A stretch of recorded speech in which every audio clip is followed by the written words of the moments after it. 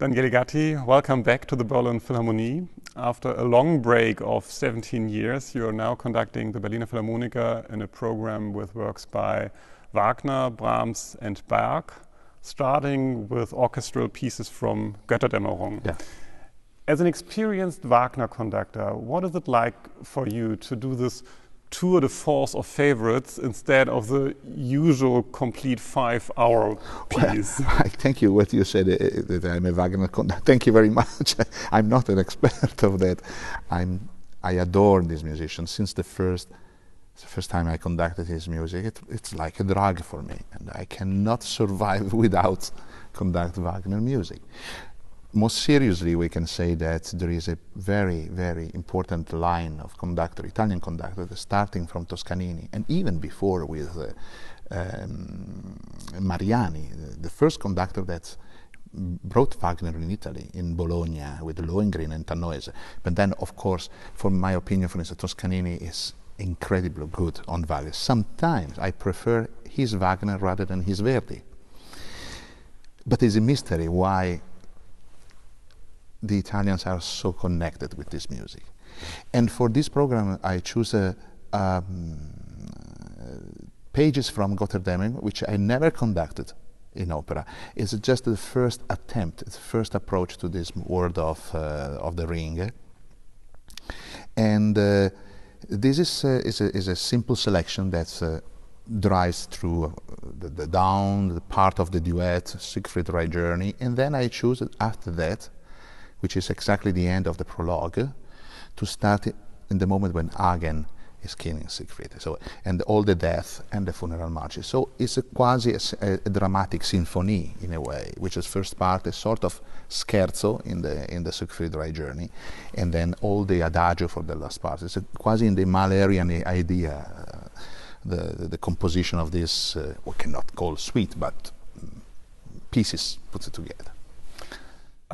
But of course you have done several other Wagner dramas, including Parsifal in Bayreuth. Mainly Parsifal, because, yeah. And so now, after doing this first approach, as you call it, to Götterdämmerung, how would you regard the position of the work within Wagner's works?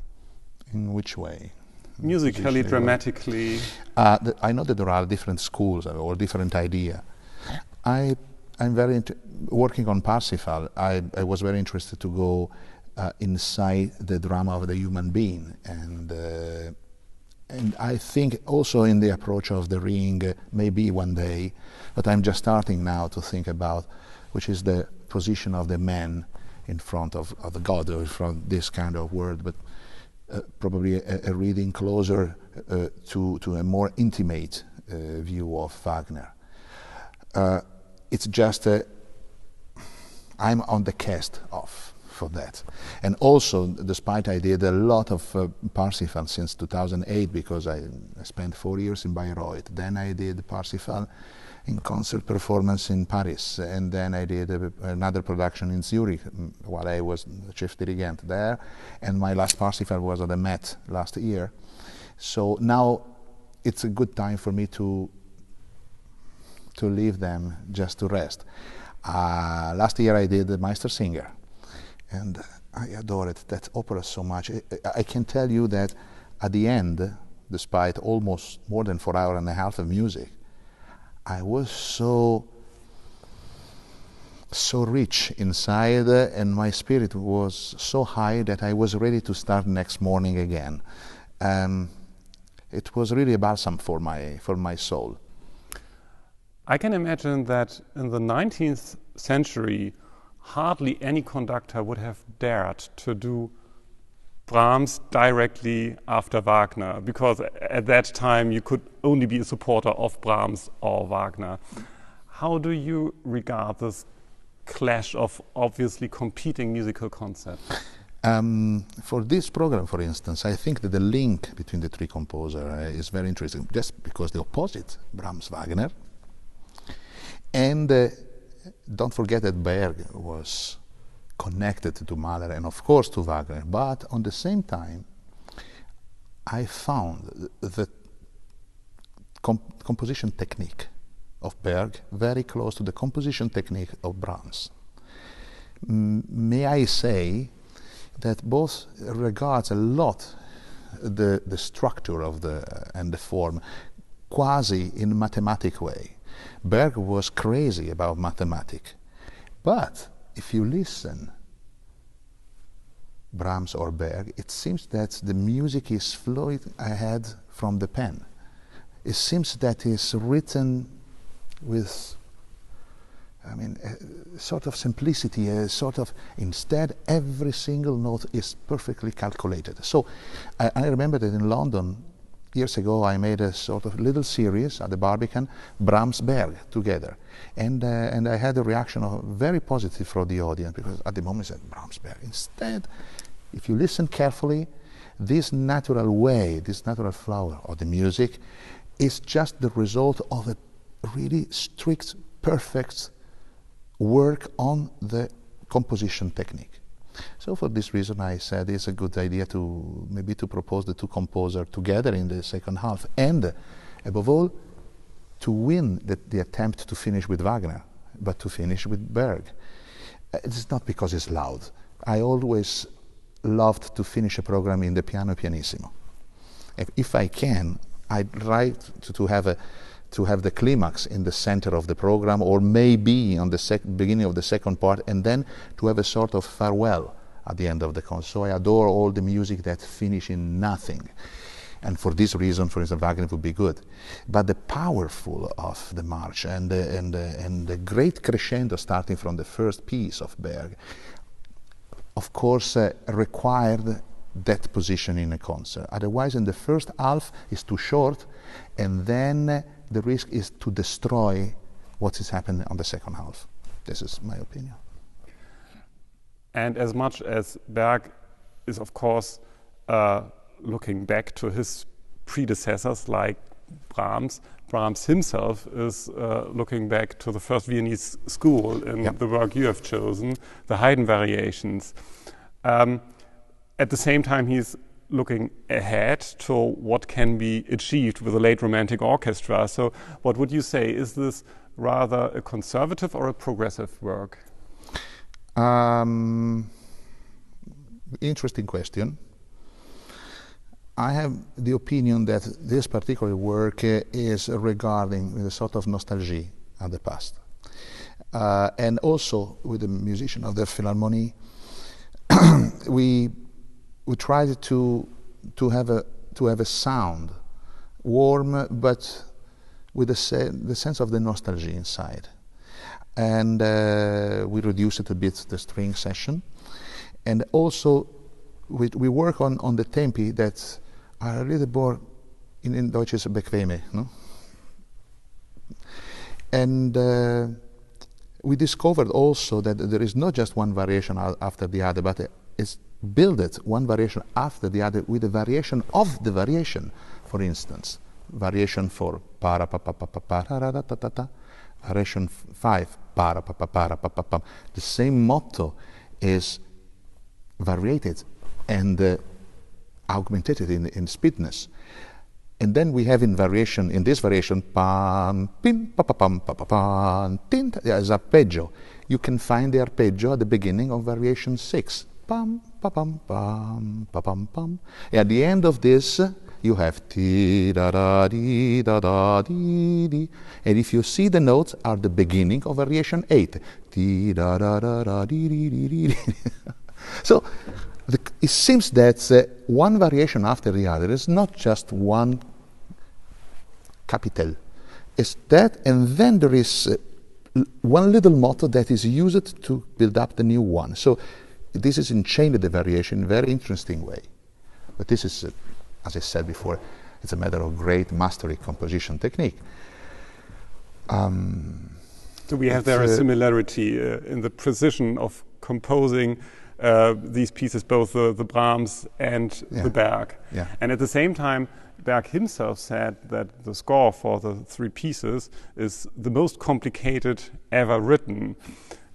For you as a conductor, is this complexity of the score, is it just inspiring or is it also a bit frightening? It's a challenge every time. Yeah. When you have in front the last pages of a march and you said this is, it seems overwhelmed, orchestrated. First of all, you need a top-class orchestra, because the difficulty of the orchestration is that everybody's play loud, it becomes a chaos.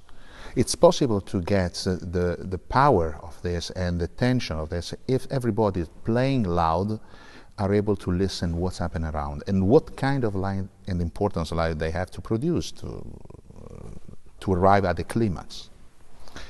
But Berg is always difficult. It's like Brahms. It's difficult. It's difficult for everybody. If you play, I don't know, some pages of Mahler are less difficult in this way.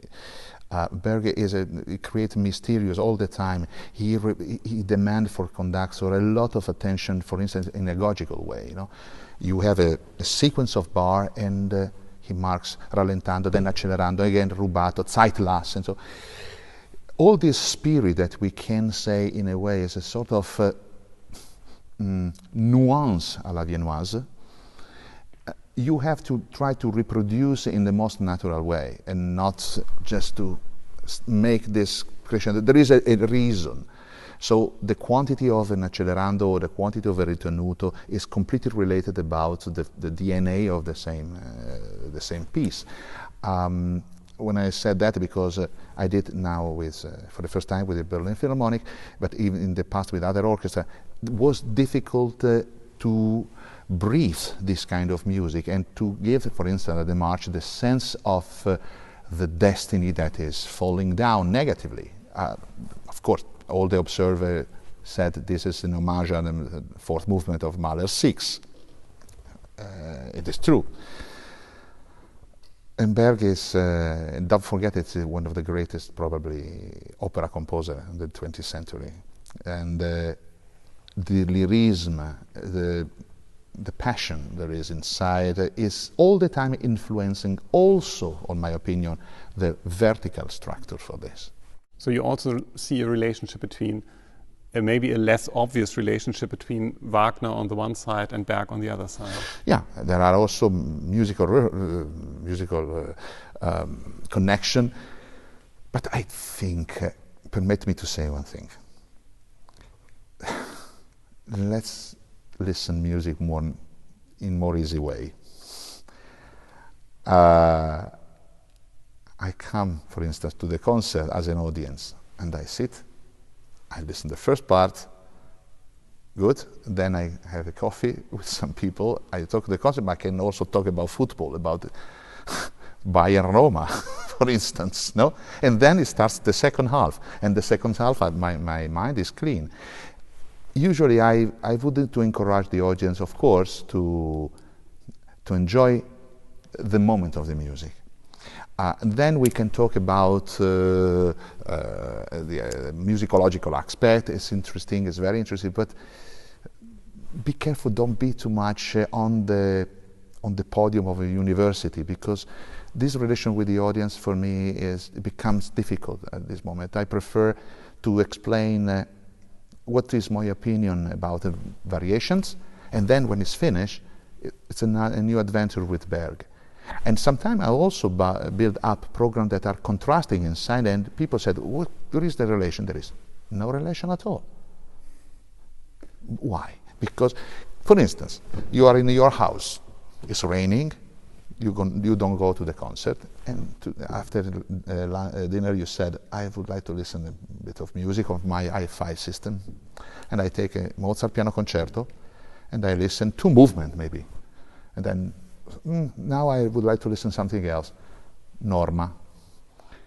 And then to finish, I would like to test my system, Rite of Spring. So maybe people are listening music because they want to feel something and not to arrive at the evening to study again. And we would like to be very careful to balance the culture and the simple desire to give them emotion through that. They have time to be cultivated. Before we finish our conversation, we must talk about an outstanding piece of news. You have been appointed as the new music director of one of the best symphony orchestras in the world, the Royal Concertgebouw Orchestra in Amsterdam. What is it like to receive such a call, and what are your plans for your tenure? It's a little bit too early to talk, because there is an agreement between me and the Concertgebouw that we explain our plan and our strategy in the moment that the contract will be signed. At the moment, I just agree about that. It's very difficult to explain.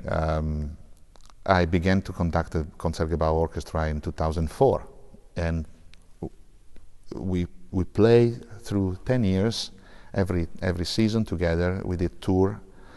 Last year, I came here at the Philharmonie with them for the European Festival tour.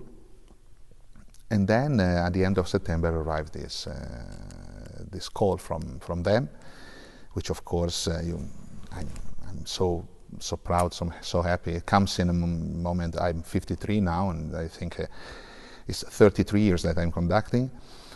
I had in my professional life made steps one after the other, and I think this is a step that make me in a very responsible, of course, position, but also in a position that I have a staff around me, the musicians, and we can really try to do. I'm not saying new things, because I'm very devoted about the predecessor, Master Jansson, so Shai, Haydn. There is a very important history, but we try to make music together and to see what's going on. I mean, this is what I have to say. In few weeks, when everything will be much more clearer, it will be right to talk about eventually strategy or ideas, projects, things like this. Maestro Gatti, thank you so very much. Thank you for your questions. All the best for your future. Thank you very much. Grazie.